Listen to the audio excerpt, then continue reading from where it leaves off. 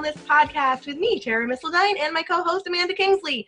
Today, as always, we are going to team up to take you on a journey where freedom is cultivated through personal development, where women connect to fuel their futures, and where wealth is created as a byproduct of being well.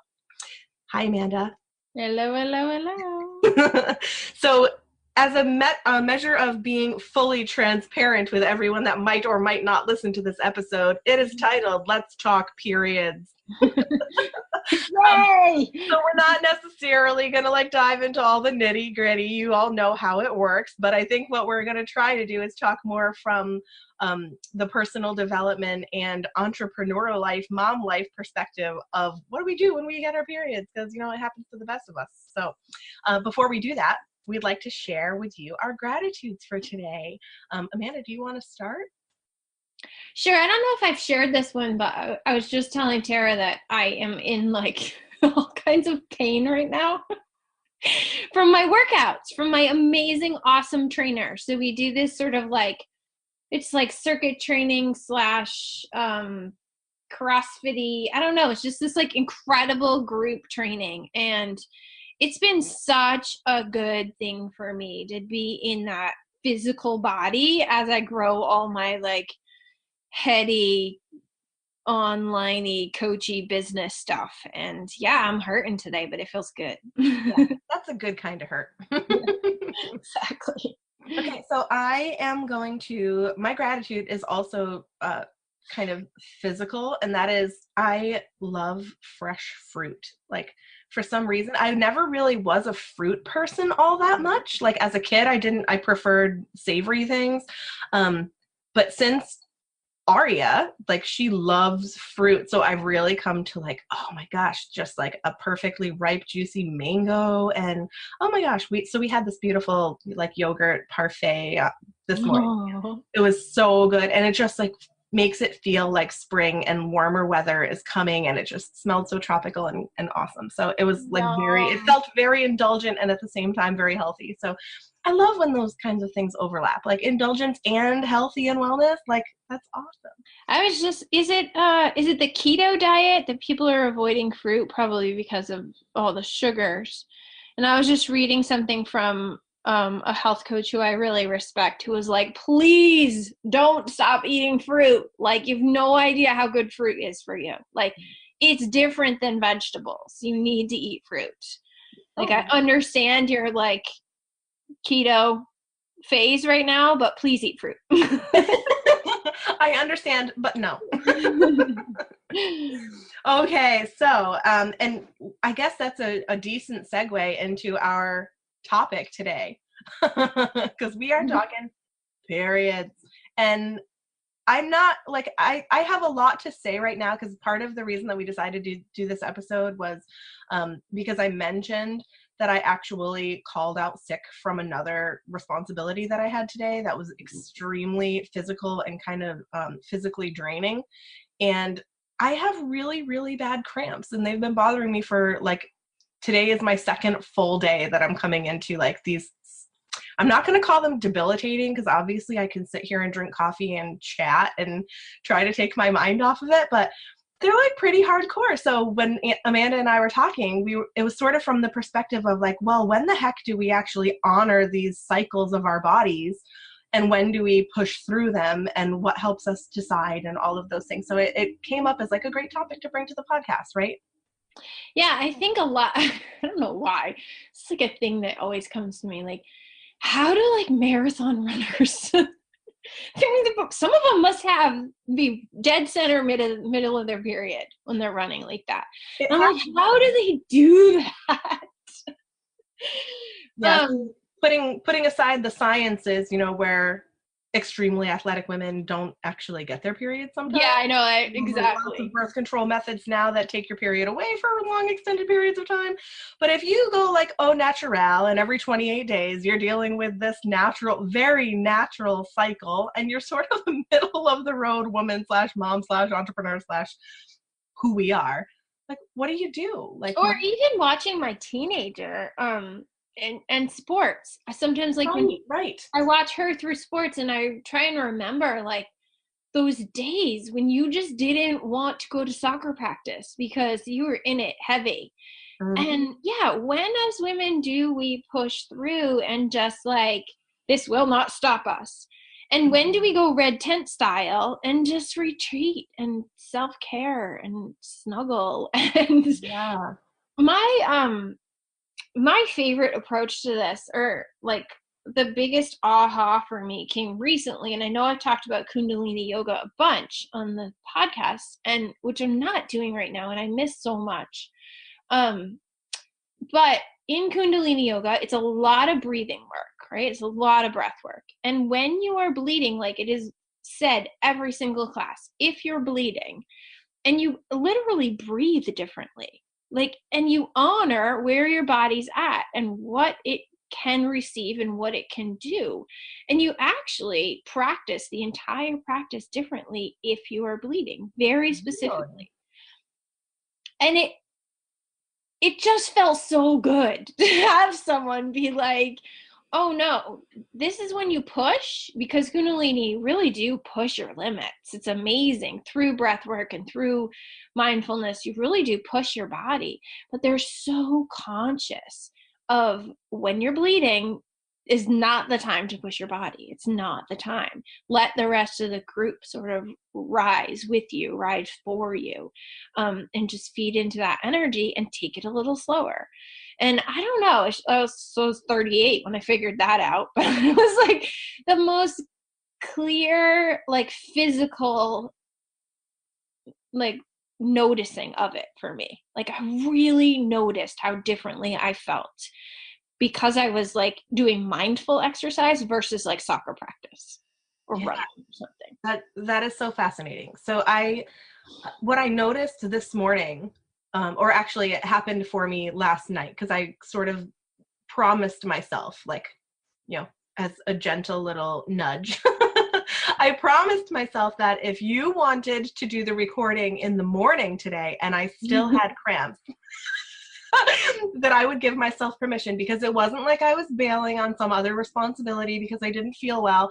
It was like I was replacing something that felt doable at the time with something that didn't feel, like vice versa. Replacing something that really felt very difficult with something that felt much more nurturing and easy and nourishing. But I didn't feel like I was just bailing, because there's been many times like that where if I didn't have something that felt sort of worthy to replace a responsibility with, that I wouldn't give myself the permission, like, oh, just buck up, you know, like you can do. People have been doing this for millions of years, you know, like you got to do what you got to do, sort of thing. But I got to tell you, like, I feel, you know, my word for the year is nourishment, like nourish. Yeah. That's my goal for this year. And also, you know, my why. And both of those feel better with this decision. So I don't know that I would have made it had I not, you know, had this sort of like alternative thing that still felt worthy. Interesting.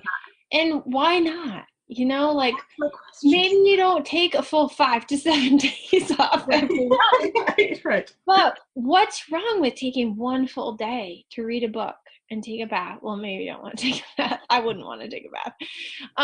But to read a book, or maybe you do, and just take care of yourself. Like, why do you have to replace it with something else meaningful? Because we're in such a go society, like you must be producing. So it's either gentle producing or it's like hardcore producing. Why not? Where did that message get lost that we weren't allowed to just chill for one day a month when we're like physically depleted? Depleted. Totally. Yeah. It's a really interesting thing. And I don't know that we can actually come up with the answer to that particular question, but to get to a more nitty-gritty comment about periods. So you said you might not want to take a bath, like I know I wouldn't. And have you ever heard of the Diva Cup? Oh, I love it. I know. As soon as I said that, I remembered that I would now take a bath with the cup. Okay, yeah, because like I use a Diva Cup, and there's nothing that I would, when I don't have cramps, I don't even, like, I can literally forget that I Exactly. It was a game changer for me. Oh, I've been using it for like a year, and I was horrified by it many years prior. Like, so disgusted best thing that ever happened to my periods was the Diva Cup and Thinx underwear. Yeah, and see, I haven't. Right now, I'm at the end of my period. So I just started mine yesterday. When I'm at the end, you don't realize that you don't actually need a cup or a tampon. Oh yeah. Because when you go to the bathroom and now we're getting all right. So now the spiritual part of the cycle is over. But that's, for me, my favorite part of the Thinx underwear is the beginning of my period and the end, and also as backup because I'm a pretty heavy bleeder when I'm in it. But yeah, Diva Cup and Thinx underwear, total game changers. Yeah. I've been using a cup for actually almost 10 years. And it did not disgust me at all. And I think it was because I hated the other options so much. Like, right. Can't use tampons because they're horribly uncomfortable, and like just pads are. I found that so much grosser. And from like a sustainability perspective, like I originally learned about it from the idea of not wanting to put like toxic things in or around my body, and also not wanting to have so much like unnecessary waste, which is why I also love the idea of like the Thinx underwear, like the period underwear, because I mean, people nowadays, it's actually very trendy to like make your own panty liners and stuff like that because it's so much more sustainable. But so I had those first. Like, I did use the what is it, mama cloth, or like, I don't know, I used those first before the Thinx underwear came around. And it did feel better. It felt better on my body, and it felt better to not be throwing all that junk away. So yeah, there's some really good options out there. I wonder now in health, I'm going to ask my daughter. I wonder now in health classes, like when they talk about this stuff in school, do they give those options even? Because it is much more hip and trendy and normal now. Oh yeah, totally. Like there are people that I found out now that are using a cup that I never would have expected. Yeah. I was like, I'm so impressed. Not like it's some kind of massive enlightenment or anything, but just from the perspective of how much it has improved my period experience every month, and to have people that are like, oh my God, that's so disgusting. And like, to me, they don't know what they're missing, I know. Like a judgment thing. Can we go to a whole new level? Because this is what I do. Now that we've crossed the line, it's over. So all right, let's do a 3-second pause for anyone who wants to cut us off. Anyone who's still with us is probably in it too. Like, is probably eager, but or at least curious. So another thing I noticed using the cup is that when my diet is good, when my supplements are consistent, particularly when I take this one supplement, G-Cell from Alpha, the color of my blood is totally different. Like, it either looks bright and healthy and vibrant. You don't notice that stuff when you're using disposable products, but with the cup, like you almost can't not notice. There's no getting around the reality of blood when you use it. But it was so interesting to me to notice how much just the color of my blood was affected by the way I treat my body, like nutritiously. So to let everybody know, G-Cell is actually a medicinal mushroom spore supplement. And can you tell us a little bit about that? Because it is really cool. And I have taken it many, many times as well.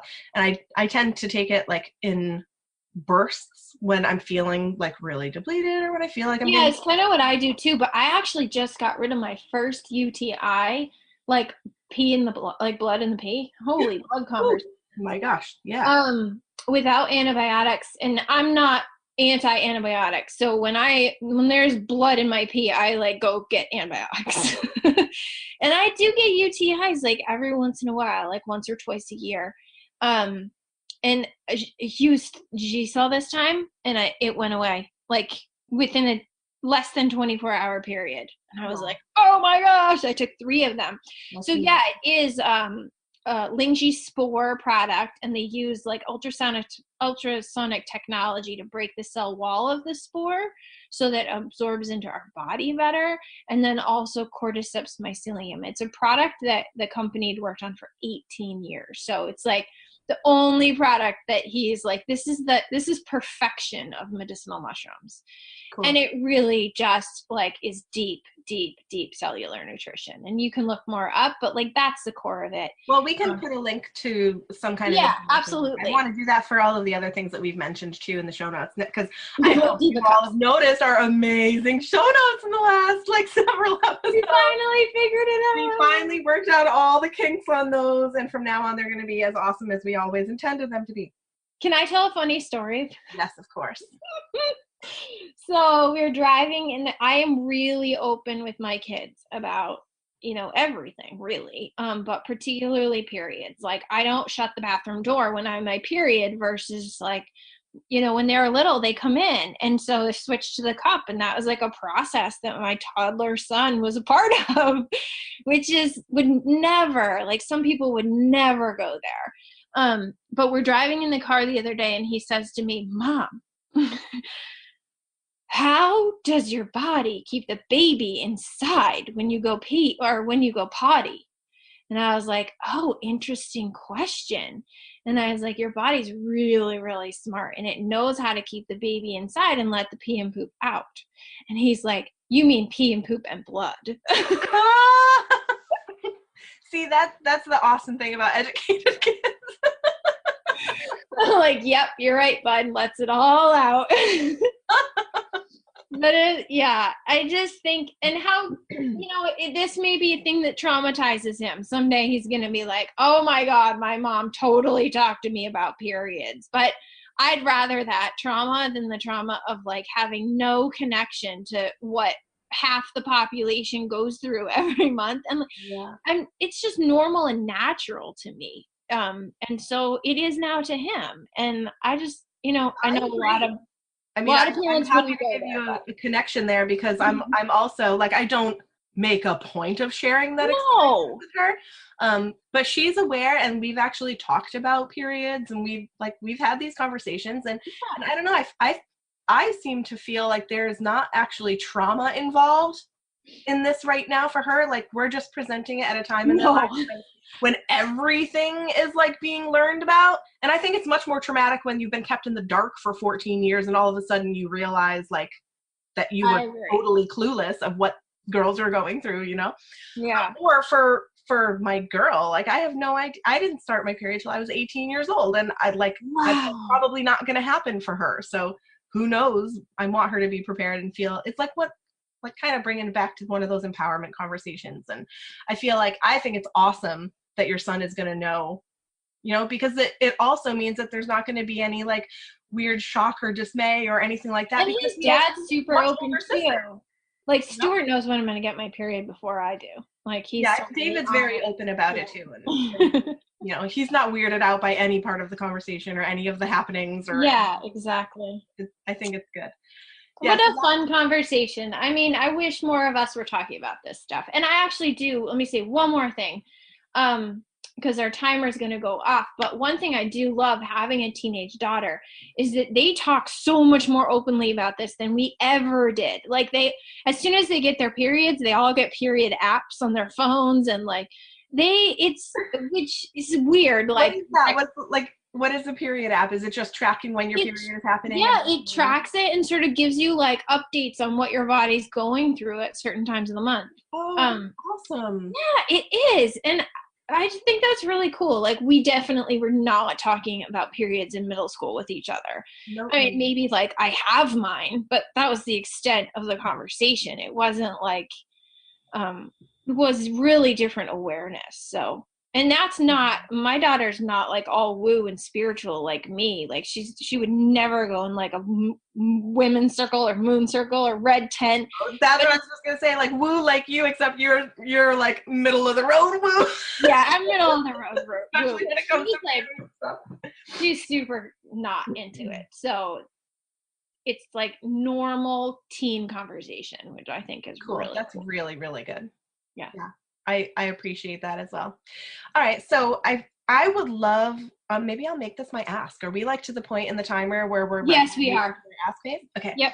So if you don't mind me starting, I would love to ask our listeners for some conversation around the beginning part of this discussion. You know, let's have a conversation about, when do we feel like we have permission to be gentle around our cycles, and when, like, why do we need an excuse? Like, let's just answer that. Like, why do we need to have an excuse to be gentle when our bodies are going through something naturally depleting? Yep.